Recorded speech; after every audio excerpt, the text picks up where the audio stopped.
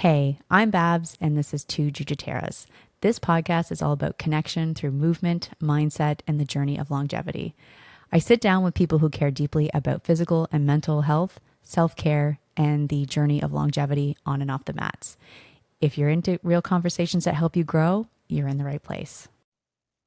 Hello, everyone. Welcome to another episode of Two Jiu-Jiteras. I'm Babs, and today it's going to be a short episode. I haven't been really recording much lately. I think the last episode came out at the beginning of January, and I've just taken a little bit of a break. I find the winter months are quite difficult. I don't know about some of you, but that seasonal mood shift is a real thing. So I definitely did some hibernating, trying to get back to a place of getting to jiu-jitsu, kind of taking care of myself. And I figured today I would just break the ice by just getting back into the recording. And then there'll be obviously some guests in the future. But yeah, so I just been doing this now for a few years, and it's been low and slow for me. I do it where I can. And I just figured it would be a nice day to just kind of chit chat about who I am. So if you're coming into this a little bit later on in the game, you're not in locally where you know me personally. I just wanted to kind of give you a little bit about my background and kind of the journey, because it is a little bit messy, but it is great. And I just want to be, I guess, real about what my motivations are, why I'm doing what I'm doing, and and just kind of who I am. So as you're listening and knowing, you'll hear me tell lots of stories in the background and anecdotes and stuff of my experience, but just I started jujitsu, it would have been in the summer of 2022. It's been spotty at times. I started after the birth of my second son. I wanted something that was a little more than just hitting the gym. Not that there's anything wrong with the gym. I just needed something that was going to, I think, looking for community. And I've, my husband is very much into the jiu-jitsu community. We run another business on the side with another couple holding jiu-jitsu tournaments around the Maritimes. And so I've been kind of on the outskirts of that community for a long time, and then decided to kind of jump in after much hesitation. So that's kind of my bit. I struggle at times with getting to the club, motivation.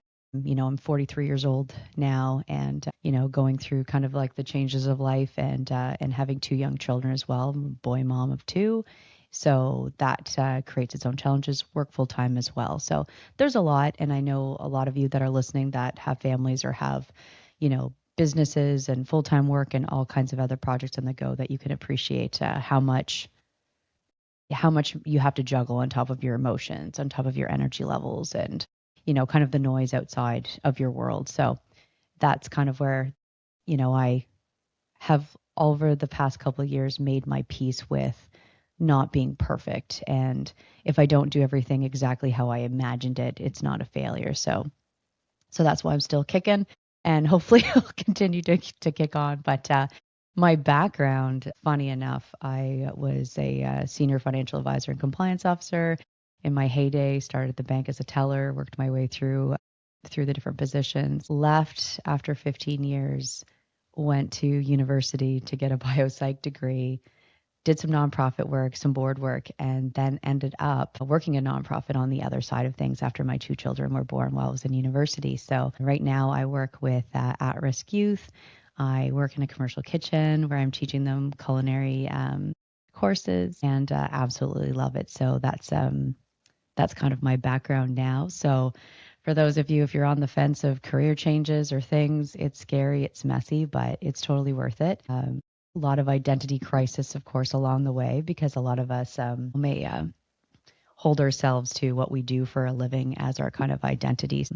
I think that was what happened to me. I spiraled, and then mental health kicked in, and needed to make some big changes. So that's a little bit about my background. And I think my 40 years on this earth, I realized that my biggest values, like what I hold dear to me, is community and helping others. So I think that wherever I try to do stuff, not that it's perfect, is that, does it involve community? Does it involve helping others? So if it doesn't hit those criteria, then it's probably not something that I want to do. But again, this is kind of messy. I'm just spiraling. There's no script or anything. So it won't be a long episode again, but just talking about kind of the messiness of life with the jujitsu. I had started it many years ago. I kind of dabbled it and like a class here and there. And there's some funny stories. If you go back in my podcast, I talk about that.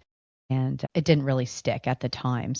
When after the birth of my second child, again, like I wanted to do something new, wanted to learn something. I wanted to be strong. I wanted to be in shape, and I wanted community. So, had an opportunity to join a women's only class, which was a wonderful experience. I was able to work with different women and then eventually evolve into a co-ed class, which I go to a couple of different clubs. My club is MXT West Side, and absolutely so very grateful for the community at my club. There's a lot of people here in the area that are wonderful. There's a lot of women's groups too that collaborate and come together. And as I got more into it, you know how some of you sometimes can dive right into something and it becomes your whole world. So I started listening to podcasts, I started watching videos, started chatting. And one thing I noticed, because I had originally started listening to, my white belt, because I was a white belt. And so it was kind of cool that this, Jim Trick, the host, was talking a lot about, just the experiences of being new and help navigating kind of like club life and expectations, competition, training, health, all of those things. And he just, had however many guests or whoever he wanted and answered questions. And I thought that was super cool. So then I started trying to look for other podcasts. And I thought, well, there must be female podcasters out there. And I know there's more now, but at the time it was really hard to find because even when I did find some, they kind of petered off after a while. So at the time I thought, maybe there's a niche for this. Maybe this is something that I could do. It was something totally scary, something I've never done before. And I thought, what a great journey. So anyway, so that's kind of where I birthed that idea. And, as I've gone along, it's been hard trying to figure out the identity and who to, you want to have guests and you want to talk. And I think I struggled with that along the way. However, interviewed a lot of really cool guests, definitely the local circuit here in my community, because there's a lot of men and women. I know predominantly I interview women on the show, but that's not like my 100% like guest target. I definitely want to support women as being a woman myself, and because there's a lot that we have to offer, and there's a lot of women in the jiu-jitsu community, health, mental health, physical health, that have a lot to offer. So I, if you are listening to this and you know of people that would be a great guest, please message me at Two Jiu-Jitsu on Instagram. I'll put my tag and stuff in the handle, and definitely send me some recommendations because I would love to reach people globally across the board. So I just love connecting. And I think, again, that comes to my love for community. So local community, community abroad, just learning things and connecting and giving people voice on a platform that may have never considered doing that. So helping other women in business, helping other men in business too, because there's a lot of, I've interviewed my coach, I've interviewed other coaches across the board, and there's a lot that they have to offer because we're all interacting with each other. So I think anything where people have value to either tell their story that may help someone, getting across some hurdles or some barriers in their life, having professional people come on that talk about the actual like science behind things, whether it's physical health, diets, and things like that. I don't mean diets like restrictive, but just diets in general to help with whether there's different health ailments and that type of thing. Because the reality is, for me, I'm passionate about it because I'm navigating my own kind of health journey where I battle fatigue, hormones, and just trying to stay motivated and be healthy because I want to, my ultimate goal is to walk this earth for as long as I possibly can in a very healthy state, to be there here for my children and for my husband and for my friends and family. So that's a big driving motivator for me. And I know everybody has different personalities. And for me, I'm a fairly sensitive person, and I'm okay to admit that. So being vulnerable, I think, is important. And I think there's a balance of being vulnerable and admitting kind of like the hurdles and barriers, okay to acknowledge that, and also try to find solutions to mitigate those barriers and hurdles that come along. So, I'll hit a wall with things at times, have a little pity party, and then it's kind of like picking up the pieces and having people around you that help kind of dust you off. So I think this podcast kind of gives that platform. So again, the identity of this podcast has been, I don't know, maybe transitional. Maybe I have seen that I'm not sure quite what I'm doing because I really don't. I'm just trying things and living through the experience. But I think the biggest thing is just like the navigating the journey of life in general, and having you folks come and be a part of that is amazing. And I hope that as these episodes reach you, that you get something from it, whether it's a good laugh, an anecdote, something to try that's going to help you, just pure entertainment, or just supporting people from the guests that are on the show that are in your inner circle and helping promote their business, their voice, their message. So yeah, that's basically it. Hope to, my goal this year, we talk about like New Year's resolutions, and actually mine was like, I'm not doing the big hard push, the big 180 in January. I was watching other people just be like, rah, rah, rah.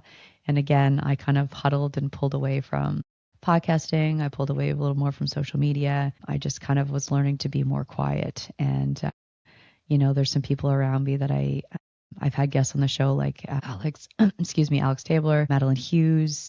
And, those are people that are near and dear to me, and they're going on their own journey and documenting and trying. And this was kind of the months were kind of the hibernation phase to sit quiet. So, and listen to what your body needs, listen to what your mind's telling you. And in that quiet space, then you can start to find those answers. So I kind of wrestled with the guilt of not going full tilt and getting back to the gym and doing all these things. So I went to train when it felt good. I went to the gym. I have a weightlifting crew that I go out with once a week. So I stuck to that, trying to hit the club once a week as well was my goal. And just when I needed rest, I needed rest. So now I'm coming out of that, I guess, that hibernation phase and start trying to build more sustainable routines. So dialing in the nutrition and dialing in the training a little more, and then starting to think about goals. I don't know, for those of you out there that if you do jiu-jitsu or don't do jiu-jitsu, one of my big things over the past few years was I was just kind of surviving my jiu-jitsu training. And I am a wreck of nerves every time I go, but not really having a direction, just kind of waiting for it to kind of all come together. So this year I'm recognizing now that I'm a blue belt and trying to dial in, okay, well, now I'm constantly asking for feedback. What are you noticing? Like, where am I? Because I'm starting to recognize like where I get stuck now versus things just happen and I can't seem to, get to mount, or I can't do the escapes, or I can't pass guard, or I can't do these things. So that's been kind of my journey this year to kind of learn more about the mistakes that I'm making. I'm seeing them more, and then what can I do to kind of get past it? So starting to build a plan. So for those of you that don't do jiu-jitsu and you're doing other things, it's like maybe you were going to the gym and just working out, your sports. If you were playing sports and you're just kind of a part of the team, but you don't have a personal goal within that of where you want to improve, and starting to think about and utilizing the people and the feedback of like, well, how can I be better? So I think that's the beautiful part about life is you get to try many different things and have the opportunity, which is why I started this podcast as well, is I wanted to learn something new, like difficult things, despite what my gut will tell me. Because again, the anxiety is real, and I'm sure most of us walk around anxious and still doing it anyways. And even if I flop, if this episode's a flop, if everyone's like, oh my gosh, as me and my husband always say, done is better than perfect. So I want to keep at this and hopefully making more connections. This year, my husband and I want to do a little more jiu-jitsu travel. Again, dialing in kind of like the training aspect, trying to improve that way and be healthy, and also teach our kids, because that's one thing, dragging them along to all these things. My oldest does jiu-jitsu, and it's wonderful watching him grow and building that confidence. And it was something that I didn't have growing up. I didn't have any like parents that really necessarily push me in any one direction. They were a little more passive and let me experience, but because I was a little more sensitive, that means I didn't really push myself into a lot of areas. So as an adult, I'm basically making up for lost time. So I want to see my kids be able to experience and kind of push them a little and let them, trial and error and see what makes sense for them. So yeah. So this is it. This is the messiness, unscripted me, and this is what I'm about. At the end of the day, my values, community, helping others, connecting. I love the connection piece. If you ever want to reach out to me on Instagram, I'm not on Facebook. I just have Instagram.